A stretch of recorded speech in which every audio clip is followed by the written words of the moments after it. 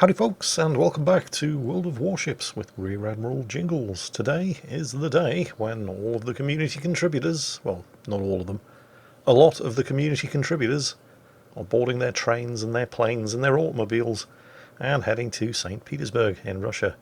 Except not me, because I picked up a little farewell gift from the Airbnb I was staying at in the Netherlands, in Nijmegen, which means I am now diseased. And I have to stay at home, waiting for my infection to clear up. You know what it is, don't you? It's the Netherlands. It's the Dutch getting their revenge on me for all those times I kept referring to their country as Holland. Well, anyway, yeah. How about a Georgia game? We had one last week. In fact, I received a bunch of Georgia replays last week, funnily enough, because the Georgia went on sale. So what's the Georgia like, Jingles? Really? Were you not paying attention in last week's video? Well, I'm not going to repeat myself, but I'll give you a sort of capsule review of the Georgia. First, it's bloody expensive, but it is a Tier 9 premium, so you would kind of expect it to be. The question you should be asking is it worth the money? And unfortunately, until you've played it, you're not going to be in a position to answer that question, at which point it's a bit late because you've already paid for the thing.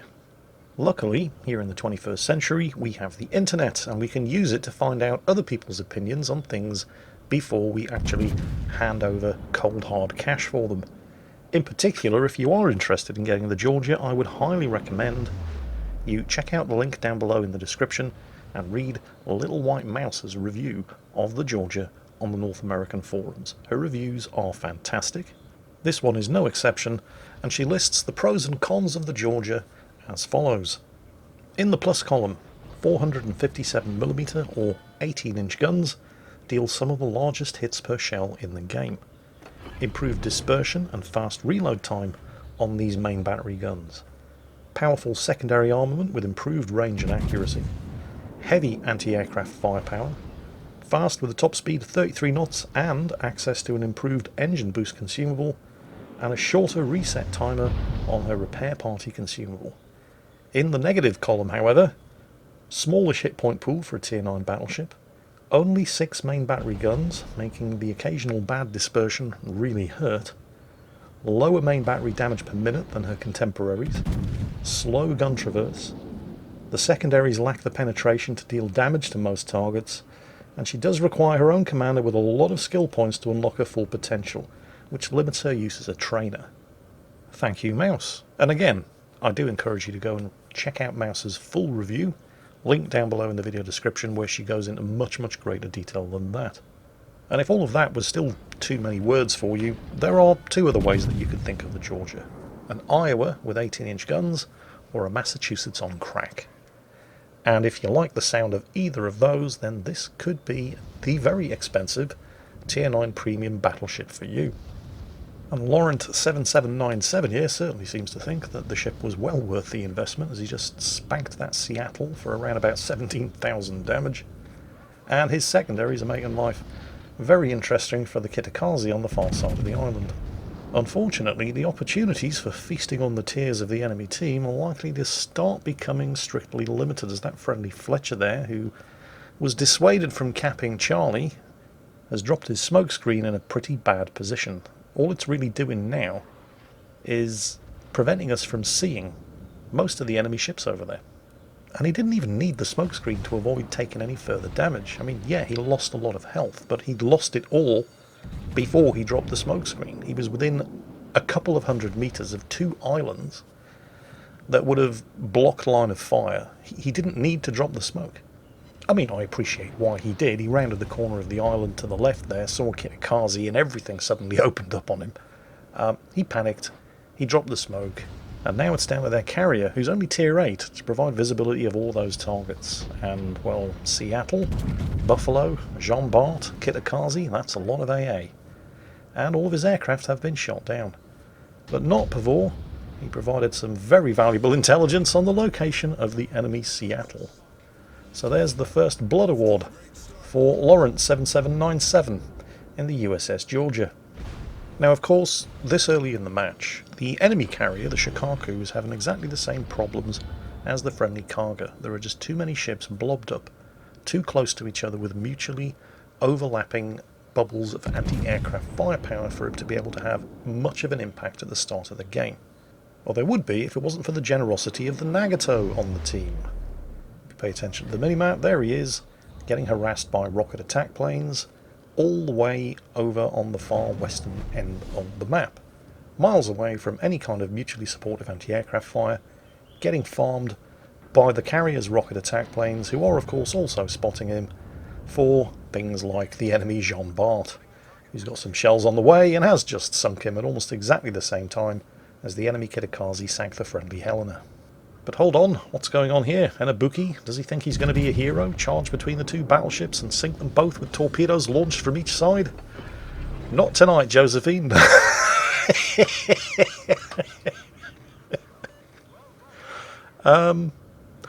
Yeah, that is not how you Ibuki.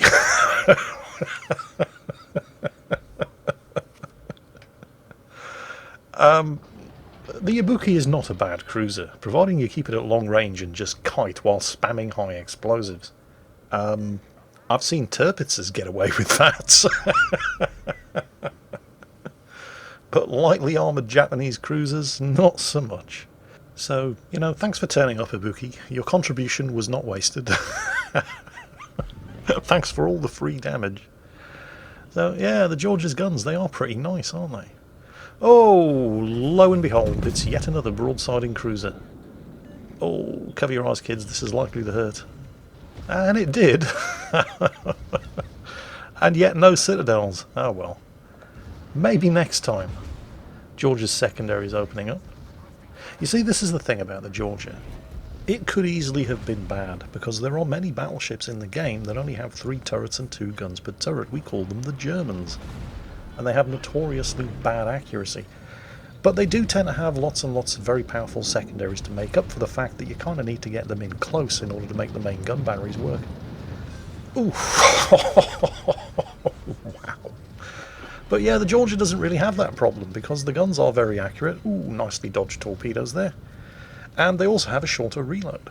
And she gets a lot of fairly long-ranged secondaries as well. They're just not particularly powerful because they're only American 127mm or 5-inch guns, and without the IFHE skill, they don't even really do a lot of damage to the kind of cruisers that you're likely to face here at Tier 9. They are, of course, very useful for making life extremely interesting for any destroyers that get close enough. The true test in the Georgia, of course, is when you're facing something that has guns even bigger than you. And that, in World of Warships, means the Musashi, or the Yamato. And yes, that is a Musashi. And it even has more of them. And that extra 3mm of caliber, 460, as opposed to the Georgia's 457, is crucial, because it means the Musashi can punch clean through the Georgia's bow armour. The Georgia cannot do the same to the Musashi. Then again, he doesn't really have to, does he? I mean, look at the target that the Musashi is presenting towards him. It's not quite broadside, but it's good enough. Oh dear, oh dear, oh dear. The fun, however, doesn't end there, because on the flank, a Fiji on very low health concentrates the secondaries on the Fiji, and Kraken Unleashed! Close quarters expert and double strike. Frederick the Great up there presenting a lovely target. Now decides that maybe he should get out of here as he's just run out of friends. Laurent checking to see who's with him as he scores the Confederate Award for the strike on the Frederick the Great. He's now turning around and trying to get out of there. But there are a number of problems associated with this manoeuvre for him. First, he's not as fast as the Georgia. I mean, the Frederick the Great is not a slow battleship. It has a top speed of 30 knots, but that's still 3 knots slower than the Georgia. And when the Georgia's running its engine boost, and Laurent is, it can reach nearly 38 knots. So there's the high caliber award. That Frederick the Great cannot get away. It is just not fast enough. And having turned around, well, first he was exposing the broadside from the port side, and now he's exposing the broadside from the starboard side. So even though he's a German battleship and therefore unlikely to eat any citadel hits, these 18-inch armour-piercing shells do a lot of damage even if they don't cause a citadel, and he doesn't have a huge amount of damage left, which means this salvo is likely to be the end of him. And of course, executing that sudden turn meant there was nothing he could do to fire back, because suddenly all of his guns were pointing in the wrong direction.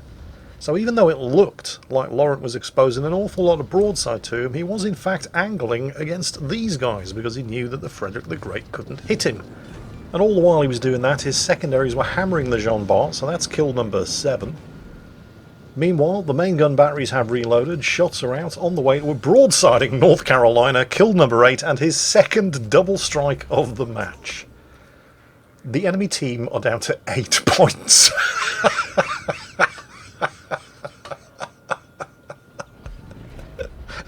That shouldn't be funny, but it is.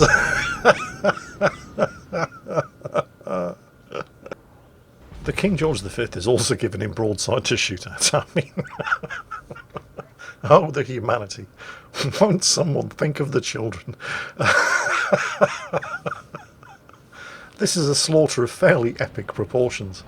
Oh, but the enemy team have clawed back 20 points. And then the cargo lands a torpedo on the King George V. 0 points to the enemy team, and brings this match to a merciful conclusion. So, yeah, Laurent 7797 in the Tier 9 Premium US Navy battleship, the USS Georgia, earning pretty much all of the medals, really. I mean, I think the only thing he didn't get there was Solar Warrior. So, yeah, not bad. Certainly close enough for government work. So, yeah. Is she worth it? That's the question. Well, that depends entirely on whether or not you think you're going to be able to achieve this level of rock star in the USS Georgia, should you take the plunge and buy her, and exactly how much disposable income you have available to throw at what is essentially just a bunch of pixels. The choice, as always, remains yours. Nevertheless, I hope you enjoyed today's video, and as always, take care, and I'll catch you next time.